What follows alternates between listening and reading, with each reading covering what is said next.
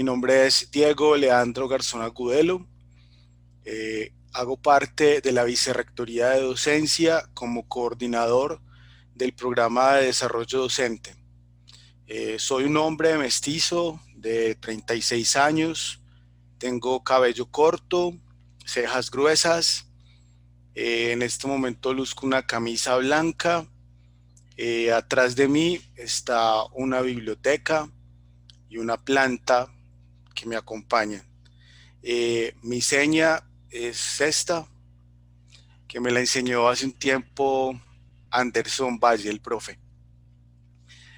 Bueno, Entre Colegas es una iniciativa de formación de la Vicerrectoría de Docencia que surgió en el marco de todos estos desafíos que nos planteó la pandemia, pero que se quedó con nosotros como un espacio de encuentro entre profesores universitarios y al que acuden incluso otras personas que conforman la comunidad universitaria. Lo que tratamos aquí son temas que desde la experiencia sabemos que interesan a profesoras y profesores de la universidad en todas las sedes y seccionales. Aquí hemos recibido y podido conversar experiencias del Bajo Cauca, del Oriente también, por supuesto, de la ciudad universitaria, en la que están articulados no solamente profesores de la universidad, perdón, sino habitantes de esos territorios también. Entre Colegas, en todo caso, vaya por su cuarto semestre de programación. En este cuarto semestre que empezamos precisamente hoy, vamos a tener 5 encuentros, uno cada mes, en los que esperamos continuar siendo eso, un espacio para el encuentro, la conversación, el diálogo entre pares, y que nos acompañe siempre esta complicidad que nos ha acompañado desde el principio. En el día de hoy, para inaugurar nuestro cuarto semestre de Entre Colegas, vamos a tener como invitado al profesor Alexander Yarza. Luego él va a hacer la presentación, pero primero quiero contarles como la historia de cómo llegamos a este encuentro. Hace unos días, mientras construíamos uno de los proyectos para el Plan de Acción Institucional, un proyecto para el buen vivir en la universidad, la profesora Elizabeth Ortega empleó un término que a mí me llamó particularmente la atención. El término es capacitismo. Debo confesar que no lo había escuchado hasta ese momento, pero me generó mucha inquietud, dada también la discusión que ha habido sobre muchos términos asociados a la inclusión, la discapacidad y todos estos temas sobre los que a veces creo que en el ámbito universitario y en los de la vida no sabemos bien cómo expresarnos, ¿cierto? O cuál es la forma correcta de decirlo. En las indagaciones que hicimos sobre el término, nos dimos cuenta de que se trataba de algo mucho más interesante y de que constituía un tema, un problema también que debía traerse aquí entre colegas para conversarlo, para ponerlo en el discurso, para construir preguntas en torno a él. Entonces me di a la tarea de preguntar quién podría acompañarnos en este propósito de conversar al respecto, y casualmente quien lo ha hecho es el profesor Alexander Yarza, que fue mi compañero de oficina durante por lo menos 3 años en la Facultad de Educación, y a quien muy felizmente me vuelvo a encontrar ahorita para llevar a cabo esta conversación. Entonces el profe nos tiene planteado una actividad bien interesante para este diálogo en el que vamos a participar todas y todos, en el que nos interesa mucho su palabra, su perspectiva, sus preguntas también sobre este tema. Y bueno, vamos a tener la oportunidad de estar conversando durante una hora. Recuerden que Entre Colegas ha definido que sea así, una horita de conversación, que nos deje provocados, que nos plantee preguntas y que nos dé también herramientas para continuar en la indagación. Así las cosas, les doy la bienvenida a todas y a todos. Les agradezco muchísimo acompañarnos esta mañana y le doy la bienvenida también al profesor Alexander. Profe Alexander, qué gusto volver a verlo, qué gusto volver a escucharlo y que podamos conversar de nuevo sobre estos asuntos de la educación. Bienvenido. Buenos días para todas y para todos. Aquí saludándoles entre colegas, tomando una bebida del sur de nuestro continente, la yerba mate. Así agradeciéndote, Leandro, la invitación y también a la Vicerrectoría de Docencia. Yo quisiera con John reiterar una pregunta para las personas que están en este momento en sala, y es si en su pantalla aparece en simultáneo resaltado la imagen del hablante y el servicio de interpretación en lengua de señas. No en la función de galería, sino en la vista de hablante resaltada. Profe Alexander, sí, en este momento aparecen en pantalla el profe Leandro, usted y la intérprete. Vale, perfecto. Muchas gracias. Gracias, John. Bueno, Sí, en el chat no lo han confirmado también, profe. vale, muchísimas gracias. Porque yo tengo acá, no me aparece el servicio de interpretación. Debe ser mi configuración.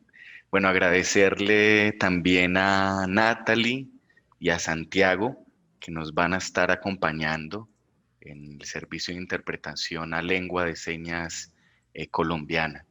Si alguna de las personas asistentes requiere algún servicio, apoyo o ajuste complementario, también le agradecemos nos lo haga saber a través de la casilla del chat de esta sala. Bueno, mi nombre es Alexander Yarza de los Ríos. Mi seña es la siguiente: mano extendida hacia el cachete del lado izquierdo del rostro, de arriba hacia abajo, es un movimiento, y luego el derecho de arriba hacia abajo, ¿sí? Así es como la seña que hace muchísimos años me regaló una mujer con sordoceguera en la ciudad de Medellín, cuando yo estaba haciendo una práctica, siendo estudiante de la licenciatura en educación especial, en lo que en ese momento conocíamos como el Centro de Servicios Pedagógicos de la Facultad de Educación. Soy un hombre que intenta transitar no binariamente entre los géneros. Soy mestizo, con corazón de negro y también con alma de pueblos originarios y ancestrales. Tengo el cabello corto, barba, tengo un buzo andino con figuras geométricas, y el color que predomina es el naranjado. En el fondo tengo una pared blanca, y estoy en este momento en mi casa, ¿sí? En- Dialogando con todas y todos ustedes. También me autopercibo e intento reconocerme como ecofeminista, como hijo de la tierra, de la gran madre tierra. Soy activista y aliado de movimientos sociales, de personas y organizaciones con discapacidad, de pueblos indígenas, no solo del movimiento estudiantil indígena, sino también de otros pueblos originarios afrodescendientes, y aliada también de otras organizaciones y colectivas en nuestros territorios. Soy profesor de la Facultad de Educación, como decía Leandro, ¿sí? En cuyo tiempo compartimos la oficina y, bueno, muchos intercambios y preguntas y demás. Entonces, acabo de regresar a la facultad de la universidad, de un primer tránsito del doctorado, ¿sí? Y pues bueno, me siento muy contenta de recibir la invitación a dialogar en torno a esta categoría, ¿sí? Que venimos también trabajando, explorando, experimentando desde hace algunos años en América Latina. Y pues bueno, ahí vamos a ir durante la mañana también haciendo un tejido al respecto. Entonces, la propuesta metodológica sería la siguiente en lo que sigue.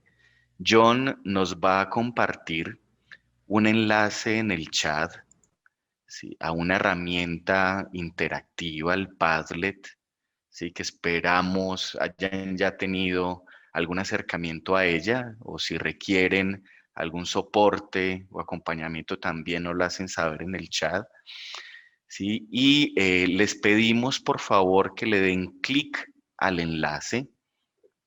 Les va a abrir una página de internet y John también va a hacer la proyección de la pantalla acá en la sala.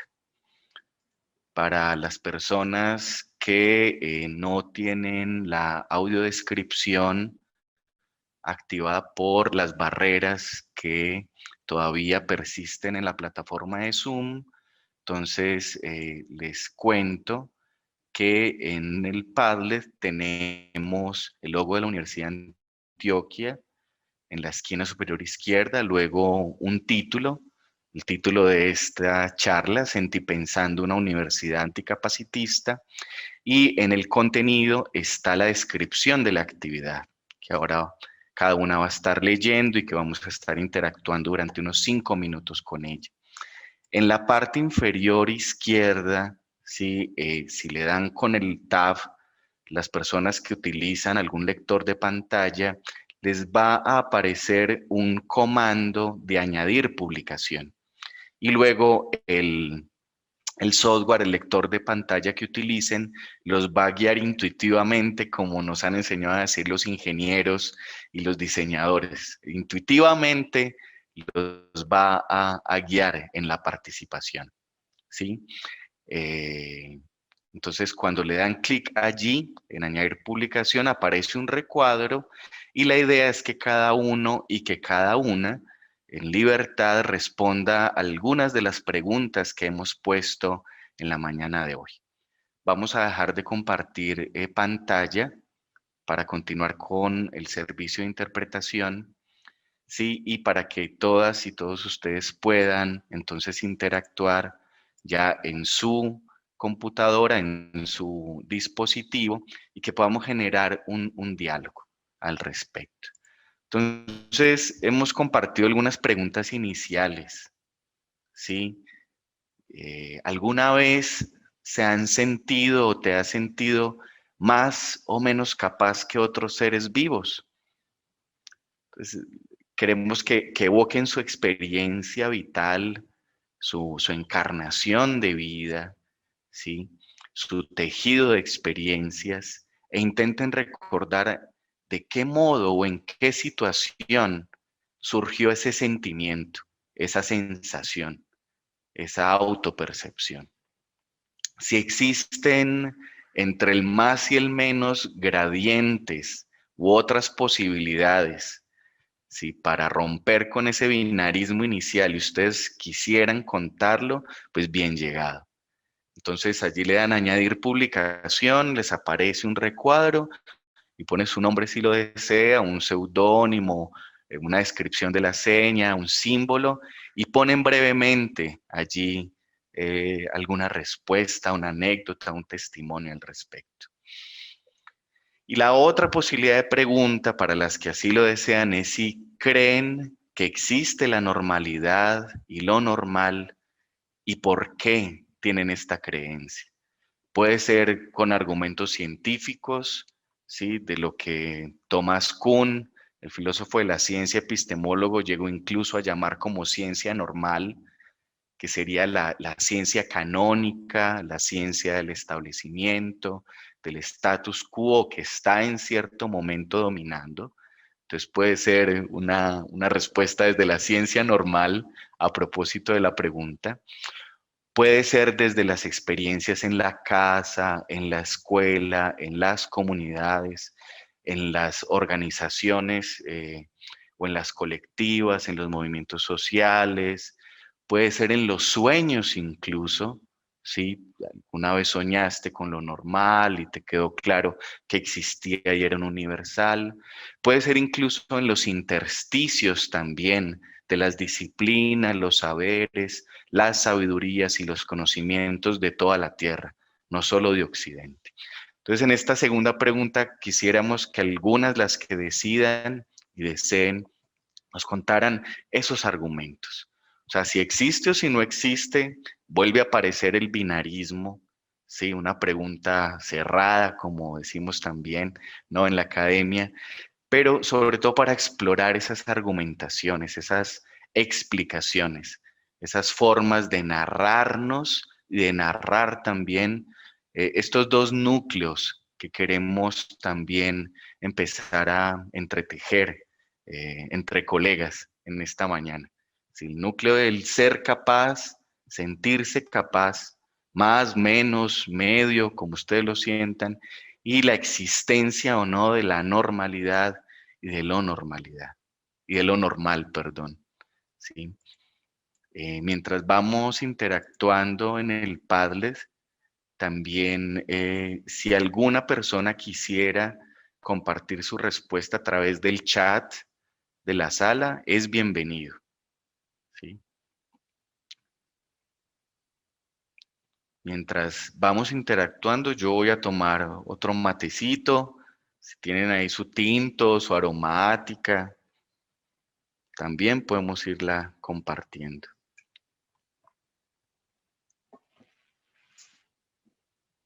Bueno, muchas gracias con todos y con todas y con todes por sus valiosos aportes.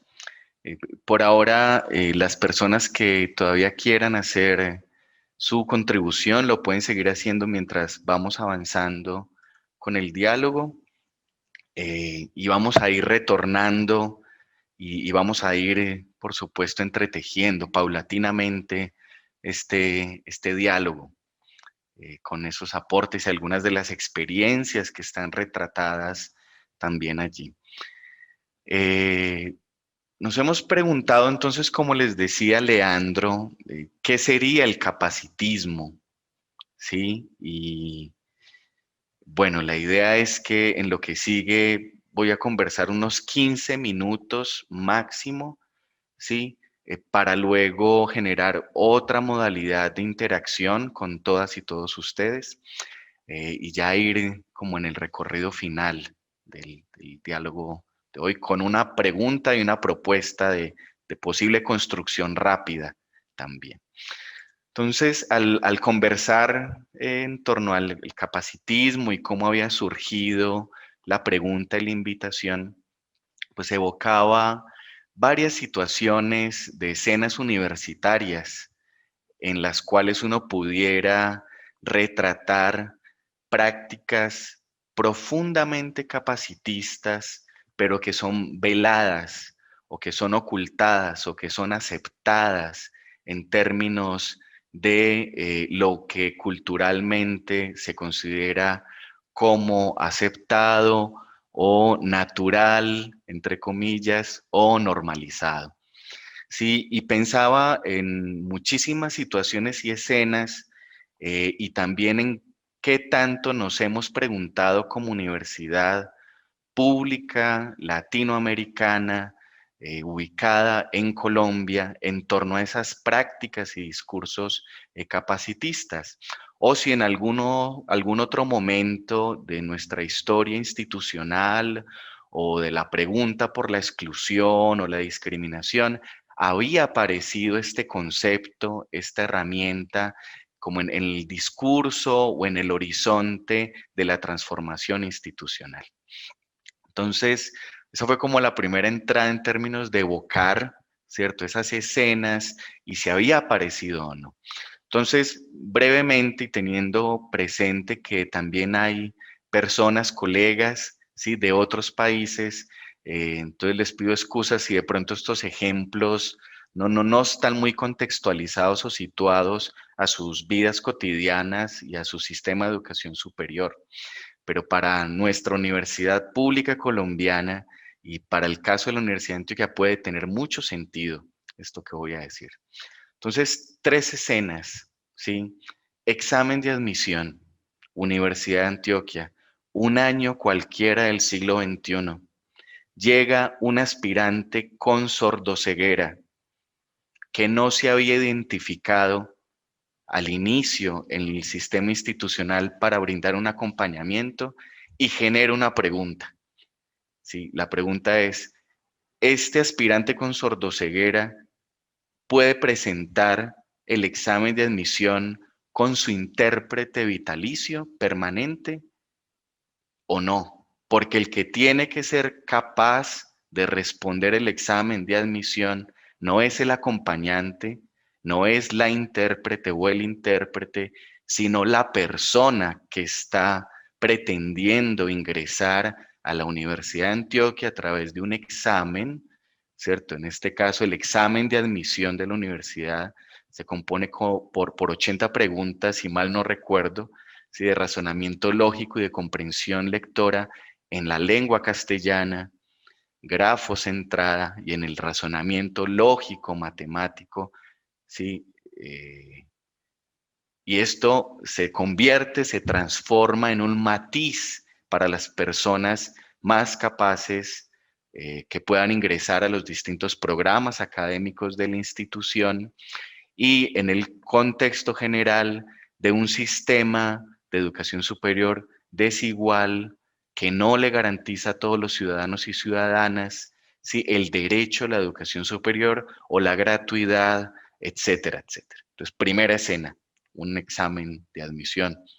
En última lo resolvimos en la Universidad de Antioquia, de otras maneras, sí, en ese momento. Segunda escena, una práctica de laboratorio, de un laboratorio de las ciencias biológicas, en donde no existían protocolos para que se eliminaran las barreras de interacción y de conocimiento para otras formas de conocer, para otras formas de generar conocimiento y aprendizaje distintas a aquellas atravesadas por el visocentrismo, entendiendo acá el visocentrismo como la centralidad, ¿sí? De la función visual, orgánica, pero también perceptiva, para poder dialogar con las herramientas del laboratorio, ¿sí? Los procedimientos científicos que se aprenden en el laboratorio. Porque toda persona que ingrese al laboratorio tiene que ver los instrumentos, etcétera, y solo viendo puede aprender ese conocimiento, esa técnica, para luego generar otras prácticas de investigación o en el sector empresarial o bueno, lo que vaya a desempeñarse. Un ejemplo bien diferente al del examen de admisión, ¿sí? Con un laboratorio no se había preguntado a la universidad al respecto, ¿sí? Pues lo intentamos resolver también, ¿cierto? De otras maneras en nuestra alma mater. Ahí está la pregunta, también aparece. Y un último ejemplo, esas escenas pueden ser muchísimas más. Ustedes con seguridad las han encarnado, han escuchado, han lenguajeado, las han enseñado, ¿sí? Se han padecido, pero también han significado otras prácticas de transformación del espacio universitario. Entonces, una última tiene que ver con el escenario de la investigación como tal, ¿sí? Y pues para cerrar ahí, ciertas personas no pueden ser investigadoras o investigadores porque no aprenden el método científico, ¿sí? En términos estándares, y como él ve, como él no escucha, como él no percibe, como él no razona, como él no tiene cierto lenguaje abstracto, pues no puede investigar, ¿sí? Y bueno, incluso se llegó a decir, ¿sí? No sé, no sabemos por qué la universidad, esta universidad de calidad que aparece en los rankings, todavía permite y adapta los exámenes de admisión para que estas personas que no saben a veces leer ni escribir, ingresen a sus aulas y además pretendan ser investigadores e investigadoras. Debate fuerte, ¿sí? Y no lo hemos resuelto del todo, pero se han dado discusiones. Entonces, estas tres escenas muy rápidas, entre muchas otras, sí, a mí me permiten hacernos dos invitaciones iniciales para seguir en la conversación. Primero, intentar en cada instante y momento desvelar el capacitismo internalizado, ¿sí? Intentar desvelar, quitarnos los velos, ¿sí? De un capacitismo profundamente internalizado por pues, muchas razones, instituciones y prácticas. Quiero solo recordarnos dos, ¿cierto?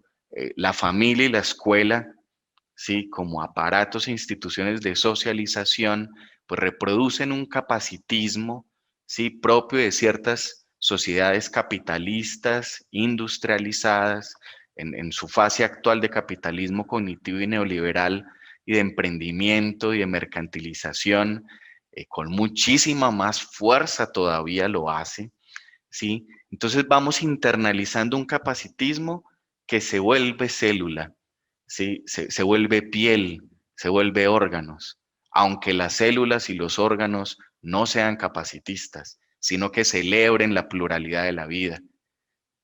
Entonces, tal vez una pregunta para esta invitación y desvelar pueda ser ante un escenario institucional como la Universidad de Antioquia, o en la calle, o en una marcha, o en un diálogo tomando tecito, ¿sí? O en algún espacio social, preguntarse algo así sencillito, ¿no?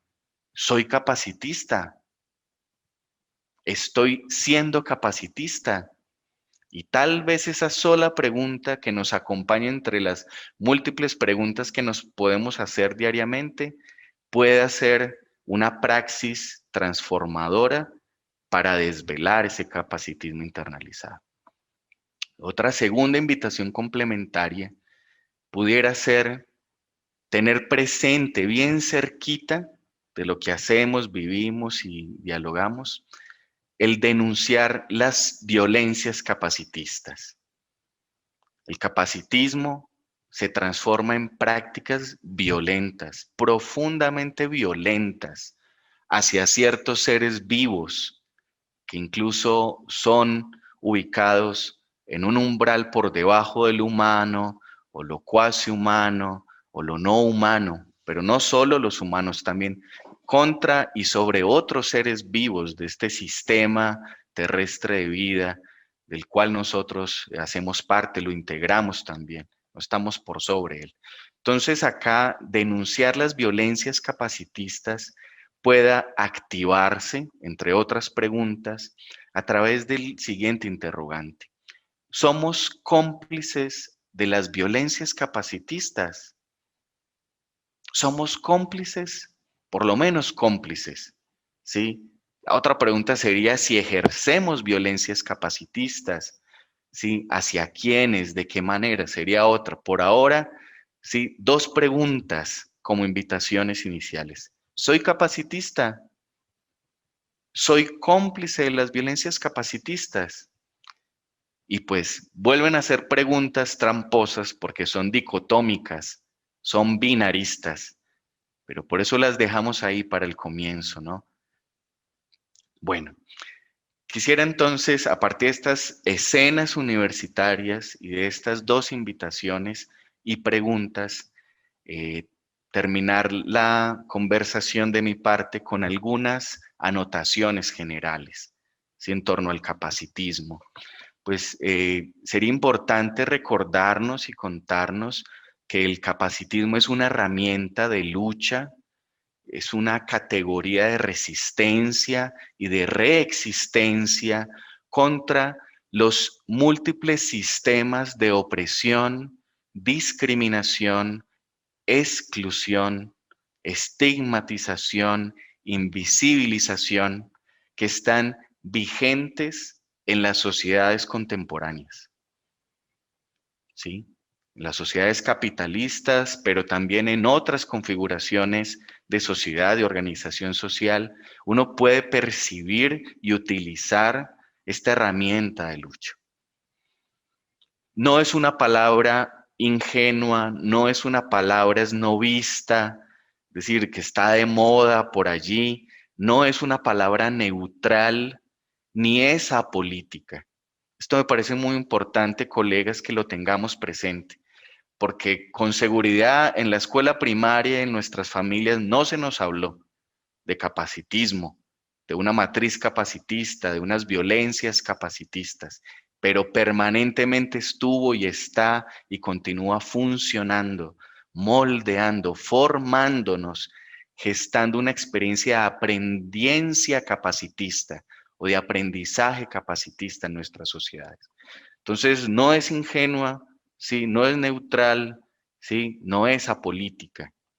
Recuerden, incluso evoquen, si quieren, unas palabras hermanas, ¿sí? O conceptos cercanos, como el de sexismo, el de racismo, el de clasismo, o uno menos conocido, términos generales de la sociedad, el edadismo o el etarismo.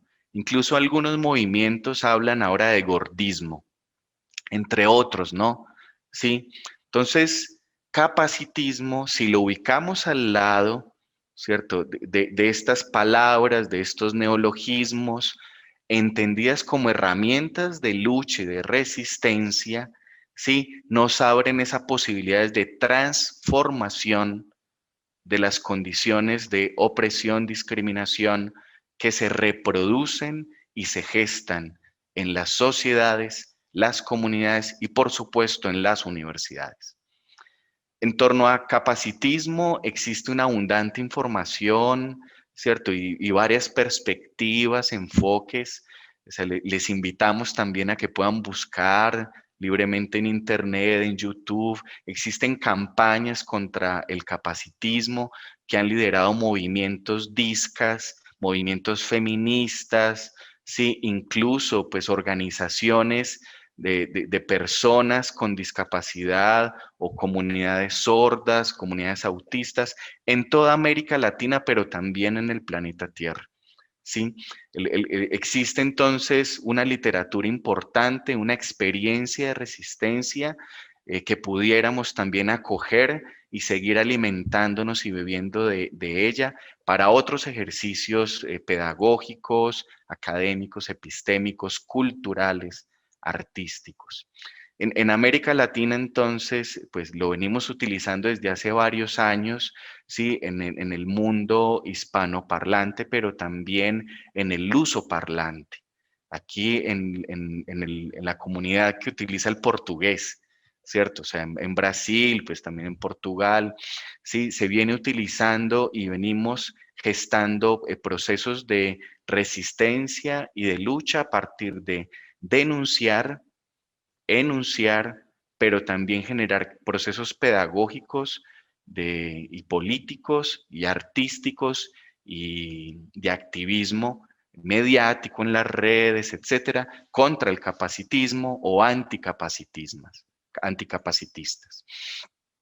El concepto capacitismo surge en el norte global, específicamente en el mundo anglosajón, en la década de los 60 y 70, ¿sí? En el marco de la defensa por los derechos civiles de las personas con discapacidad que estaban hermanadas y aprendían también de los pueblos, digamos, originarios, de las comunidades afro, ¿sí? De los movimientos feministas. Entonces se introduce en el mundo anglo, ¿sí? Con su correspondiente en inglés, A-Blames, ¿sí? Y empieza a ser una herramienta de denuncia para la transformación de las instituciones medicalizantes, rehabilitadoras, ¿sí? Que tenían en su base, por supuesto, una construcción, una producción social y cultural de la discapacidad centrado en lo orgánico, en el déficit, en lo individual, etc. Entonces, así para las personas que quieran, les recomiendo, sin hacerle mucha publicidad a la plataforma, pero también agradeciendo que esté en el medio. Hay un documental que se llama Crip Camp, el Netflix. No sé si la universidad le permite a uno hacer este tipo de recomendaciones, Leandro, ya luego me dice, ¿no? Pero si ustedes van No hay y leen... problema, igual lo veré. Bueno, gracias, Leandro. Si buscan Crip Camp, pueden acercarse y tiene un buen ejercicio de audiodescripción, ¿sí? Van a acercarse a este movimiento y cómo surge en el mundo anglo y luego cómo se va a irradiar a otros lugares. Y ella es muy interesante, solo de paso, cuestiones que no percibimos de entrada, es la relación entre el movimiento hippie y la lucha de las personas con discapacidad. Y así, entonces, entre otros elementos, pudiéramos recordar y reconocer que el capacitismo como concepto, categoría, palabra, herramienta de lucha, permite denunciar, combatir y transformar un sistema o una red, también se le llama así en la literatura, o un régimen o una matriz de opresión, de discriminación, que se traduce en prejuicios, en estereotipos, en estigmas, en desigualdades, que está configurada hacia las personas y comunidades con discapacidad, pero, esto es muy importante dejarlo en la conversa, se refuerza y articula con otros sistemas de opresión, ¿sí? Como el sexismo o el heterosexismo, como el racismo y esas otras, digamos, prácticas, discursos y sistemas, ¿sí? Que oprimen, que despojan de libertades, bueno, etc. Entonces, desde el capacitismo entendido como esta red, este sistema, ¿sí? Este régimen de opresión, la discapacidad es devaluada, es inferiorizada, es minorizada, ¿sí? Y es puesta en el umbral de negatividad de la vida. Entonces es algo no deseado, es una situación, una condición, ¿sí? Una forma de vida no vivible, no deseada. Y en contraste, ¿sí? Se enaltece, se exalta lo que en la teoría CRIP, en la teoría crítica de la discapacidad, ¿sí? Se conoce como la integridad corporal obligatoria, que es la que está produciendo y la que está gestando y generando un ideal, un prototipo de cuerpo, mente y subjetividad normalizada y normal. Que esto es una invención, ¿no? En todo caso es una invención del siglo XIX, es una invención reciente, sí, también, y bueno, de esto hemos investigado y hemos conversado y hemos militado bastante en América Latina, con el concepto de ideología de la normalidad, también con ideología de la capacidad. Entonces, digamos que para redondear acá, digamos, este es como el culmen de la charlita de Alexander, ¿no? O sea, capacitismo, pongámoslo a equivaler a opresión, ¿sí? A discriminación, es una forma de opresión, es una forma de discriminar que atraviesa las sociedades, en las instituciones, en los discursos mediáticos, por supuesto, permanentemente, ¿sí? En el marketing, en la publicidad, atraviesa las iglesias, sea la que no ciertas perspectivas espirituales. Ahí ya el debate es otro y la perspectiva puede cambiar. Si entonces se materializa en una red de creencias, de procesos, de actitudes, ¿sí? De discursos y de saberes, por supuesto, que envuelven a la universidad de la comunidad universitaria, ¿sí? Entonces, allí es donde quisiera ya devolvernos la palabra colectiva diciendo, la universidad también ha sido y es profundamente capacitista, porque reproduce estas invenciones, ¿sí? Les ha dado un sustrato, un fundamento científico, y aquí las ciencias médicas, las ciencias de rehabilitación y ciertas ciencias de la educación han permitido que eso se enseñe, que se reproduzca, que se lleve a las comunidades o a las instituciones sin hacer un desvelamiento de ese capacitismo internalizado en los profesores, las profesoras, las investigadoras, los investigadores y en la institución, y ha gestado incluso nuevas formas de violencias capacitistas, muy sofisticadas, ¿sí?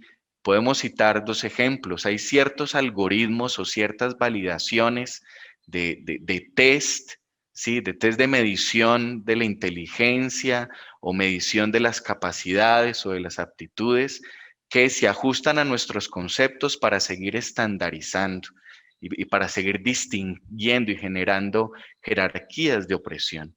En la divulgación científica, también la universidad ha sido capacitista, privilegiando ciertos formatos grafocéntricos y dejando por fuera, ¿sí? Una estela, un abanico de plataformas, de lenguajes, de símbolos que por supuesto expanden y amplifican la conexión de los saberes que se comparten y se gestan en la universidad con otros movimientos, con otras organizaciones, con otros seres vivos. Y acá no es solo entonces las comunidades con discapacidad, transiten estas por experiencias de ceguera o de movilidad reducida o discapacidad física o todas esas categorías, digamos, que aún son médicas o las de resistencia propia, ¿cierto? Las discas, las tullidas, las lisiadas. Entonces, no solamente con esas organizaciones, sino también con los pueblos originarios, con las colectivas de disidencias sexuales. Allí hay todos unos lenguajes para seguir construyendo una universidad, lenguajes y experiencias, ¿sí? Para construir una universidad contracapacitista, anticapacitista o descapacitista también, digamos, acercándonos un poco al giro de colonial y bueno, todo este pensamiento crítico latinoamericano. Entonces, la universidad también ha sido profundamente capacitista y normalizadora, ¿sí? Así como ha sido racista, heterosexista, colonial y es profundamente capitalista, ¿sí? Entonces, parte de los desafíos que tenemos sería cómo construir, cómo podemos crear una universidad, ¿sí? Que no sea, que no reproduzca ese capacitismo internalizado y esa complicidad con las violencias capacitistas, ¿sí? Podemos pensar una universidad contra anticapacitista. Y aquí terminando, Leandro, ¿cierto? Esta intervención, pues evocaba en estas noches un libro reciente, ¿sí? Del marxista David Harvey. Y el libro que acaba de publicar Claxo en tiempo de pandemia en la colección Masa Crítica, tiene un título muy sugestivo que nos quiero regalar en la mañana de hoy. El título es Razones para ser anticapitalistas. Y pues es un libro corto, ¿cierto? Muy bien fundamentado, ¿sí? Que se erige de muchas maneras en una especie de manifiesto para salvar la vida en la tierra. Porque el capitalismo se configuró en el más perfecto sistema depredador de la vida en la tierra. Y no solo por la explotación de los seres humanos en los que capacitó, ¿cierto? Infravalorizó, ¿cierto? A ciertos humanos porque no tenían la capacidad de trabajar o de ser útiles, etcétera. Hay una relación fuerte entre capacitismo y capitalismo que podemos conversar y luego, y la universidad también reproduce eso, ¿sí? Eh, entonces el capitalismo, diría el abuelito Leonardo Boff, ¿cierto? Que es pues, un teólogo de la liberación, ¿cierto? Brasilero. En este momento dice que el capitalismo es el gran enemigo de la naturaleza. Y lo dice así, sin dudar, ¿sí? Pues bien, Harvey en ese libro Razones para ser anticapitalistas, a mí me permite hacernos la pregunta y me gustaría mucho que durante este segundo semestre, si Leandro acepta la propuesta, gestáramos una especie de micrositio en nuestra plataforma de la Vicerrectoría de Docencia, para ir escribiendo a muchas voces, muchos formatos, una especie de pequeña cartilla o fanzine accesible, intercultural, en torno a sentipensares para ser anti-contracapacitista. Y que se vuelva también un nicho de diálogo para ser anticapitalistas. En eso, bueno, me excusarán los que son procapitalistas. En este caso, prefiero seguir creyendo que hay que ser anticapitalistas y decirlo, sí, sin miedos. Y eso, decirlo en nuestra sociedad, en nuestra Colombia, de las gentes de bien, puede poner en riesgo nuestra integridad. Pero cuando uno entiende que capacitismo, capitalismo, racismo, heterosexismo nos está llevando a una extinción sin precedentes, casi irreversible como sistema terrestre de vida, los mecanismos y las categorías de lucha tienen que estar en el corazón de nuestro tejido. Si no, no va a haber vida para celebrar, ninguna. Entonces, ¿cómo podemos construir una universidad anticapacitista, contracapacitista? Sería una otra pregunta para seguir conversando. Bueno, Leandro, perdón, no fui capaz de hacerlo en 20 minutos. Perdón No se también, preocupe. Natalie, Santiago y a la comunidad que está acá reunida. Profesor, la respuesta es sí, hacemos el sitio. Podemos trabajar en eso luego de que terminemos esta charla y seguramente conversaremos en muchas otras cosas. Definitivamente, pues reitero que esto era una preocupación que nació como personal, pero sé que vamos a hacer que se escuche también en la vicerrectoría. Créame que hay instancias, hay personas, hay grupos también muy inquietos por este tipo de asuntos en esa dependencia. Profe, yo no quiero que nos vayamos sin retomar como algunas de las participaciones que ha habido en el chat, que han sido muchas, y que creo que está muy bien hacer resonar esas palabras aquí. Milena Restrepo nos dice en algún momento de la conversación, de hecho, la familia y la escuela se pueden constituir como los primeros espacios capacitistas, sino en todos, en muchos de los casos. También encontramos por aquí, bueno, Ana Cecilia Sánchez nos dice, un sistema, que solo quiere producir, solo valora seres, entre comillas, para producir. Elsa Barrios nos dice, para mis médicos me suelen llamar enferma por mi acondroplasia y la forma como lo dicen, por Dios que es mortal. Mariana nos dice, es una situación que no solo se presenta por las dinámicas administrativas de la educación superior, sino también de la comunidad universitaria en general, que convoca también los estudiantes a que normalice situaciones y acciones.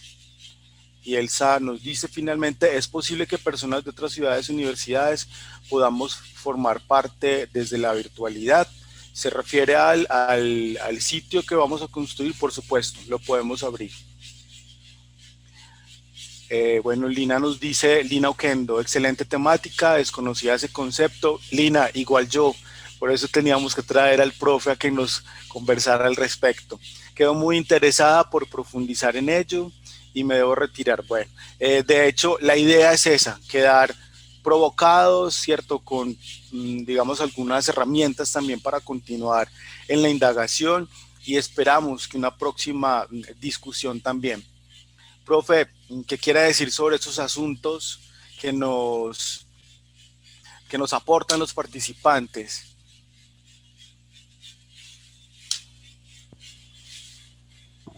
No, Leandro, yo preferiría que si en estos 5 minutos que nos ¿Alguien quiere restan, hablar?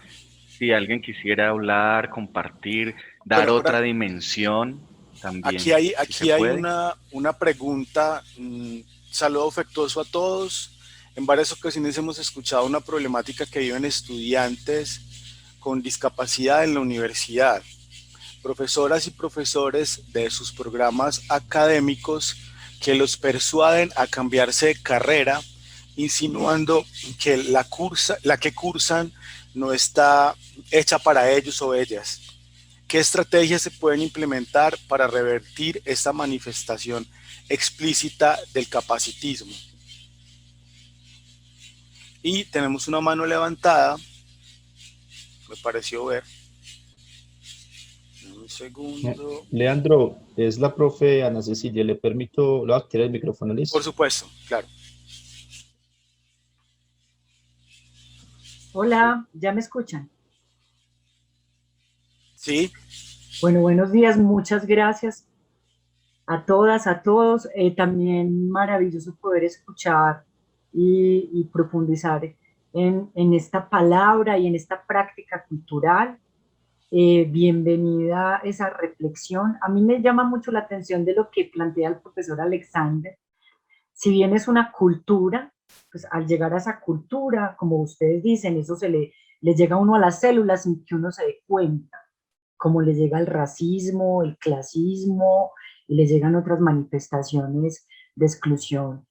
Eh, pero a mí, por ejemplo, en términos particulares, frente a esta toma de conciencia del chip que me pusieron, yo digo que hay algo muy importante, y es una como, no sé si la expresión sea correcta, pero como una autovigilancia, en el buen sentido de la palabra, que me pasa, por ejemplo, con el tema del machismo. Cuando empecé a ser consciente del tema de los machismos y abordar temas de género, no, uno obviamente empieza a mirar para afuera.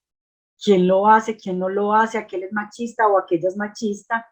Pero es muy importante en esas primeras instancias cuando uno quiere cambiar el mundo a través de cambiar la manera en que piensa, vive y siente, es esa vigilancia con uno mismo, con una misma. No para uno darse correr, como si fuera un santo del medioevo y latigarse por comportarse como se comporta, pero porque ese es un principio para empezar a hacer cambios en sí, que a su vez se traducen en un cambio con las personas, los grupos y los seres, porque yo creo que Alexander inicia la charla con una pregunta que no solo nos pone a pensar en lo humano, sino cuántas veces este desbarajuste frente a la naturaleza, a los animales, a nuestros hermanos animales, mmm, es una sobradez humana, es una mirada que subordina a ese otro ser, entre comillas, porque no tiene el mismo cuerpo ni produce lo mismo que produce su cuerpo. Entonces, cuando ya Alexander soltó la pregunta al principio, no solo me pensé en el entorno de otros humanos, de cuando te dicen si puedes, no puedes, eres capaz o no eres capaz, sino me pensé en relación de esa mirada que uno tiene con el reino animal, que para mí es una pregunta. Es un tema que yo creo que daría para, pues que tiene que dar para muchas conversaciones. Quedo absolutamente antojada y sensibilizada. Muchas gracias. Gracias a vos, Ana Cecilia. Profe, además de esa pregunta que planteamos antes de la intervención de Ana Cecilia, nos solicitan también en las preguntas si puede compartir su contacto en redes o en qué otros espacios pueden continuar como con la reflexión que nos ha planteado hoy. Yo estaba por fuera de las redes sociales desde hace como unos 4 años y hace poquito volví al mundo de Facebook. Entonces en Alexander Yarza en Facebook puede ser y el correo es Víctor. Ah, bueno, ya lo puso Leandro en el chat. Sí, y con todo el gusto. Seguimos la conversa. Estamos viendo aquí como los agradecimientos de los participantes y bueno, profesor Alexander, de nuevo muchas gracias por habernos acompañado hoy, por haber aceptado esta invitación a compartir, a provocarnos también, a escuchar nuestras preguntas sobre este asunto del que seguramente vamos a seguir conversando en otras ocasiones y en otros espacios. Me gustaría escuchar sus palabras para despedirse de los colegas por ahora. Ya. Gracias a ti, Leandro, a la Vicerrectoría de Docencia por invitarme, por convidarnos a conversar en torno a este tema. Gracias a Natalie y a Santiago, ¿sí? Por el maravilloso y siempre cariñoso acompañamiento en el servicio de interpretación en lengua de señas. También a John y a Carlos, ¿sí? Y por supuesto a todas y todos los participantes.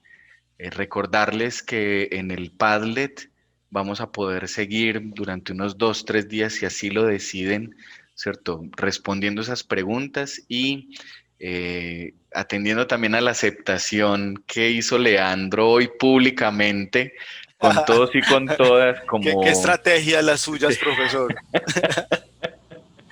a veces funciona, otras veces no funciona. En este caso, por tu corazón generoso y así comprometido es que se puede resonar, ¿no?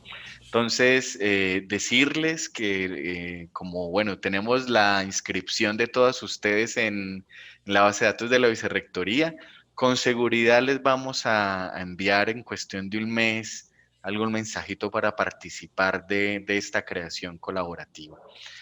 Eh,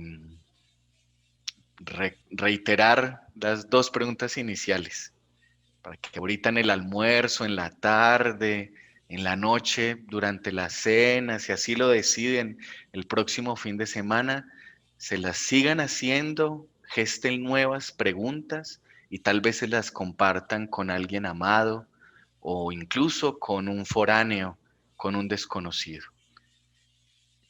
La pregunta 1 era, ¿soy capacitista?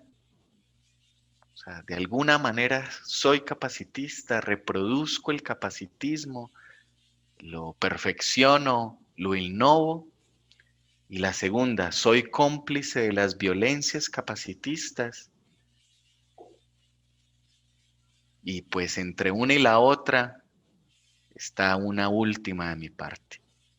Puedo ser, sí, un aliado, una aliada del movimiento social de mujeres, hombres, organizaciones con discapacidad, indígenas, etcétera, para crear un mundo contra, anticapacitista, un pluriverso no colonial, unas relaciones amorosas, solidarias, de cooperación entre todos los seres.